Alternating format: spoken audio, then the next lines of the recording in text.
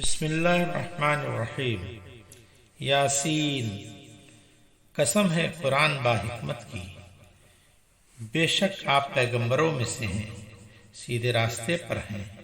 कुरान अल्लाह ज़बरदस्त मेहरबान की तरफ से नादिल किया गया है ताकि आप ऐसे लोगों को डराएं जिनके बाप दादा नहीं डराए गए थे, सो इसी वजह से ये गाफिल हैं।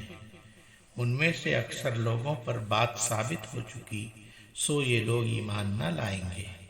हमने उनकी गर्दनों में तौक डाल दिए हैं, फिर वो ठोड़ियों तक हैं जिनसे उनके सर ऊपर को उलट गए हैं, और हमने एक आड़ उनके सामने कर दी और एक आड़ उनके पीछे कर दी, जिससे हमने उनको ढांक दिया सो वो नहीं देखते।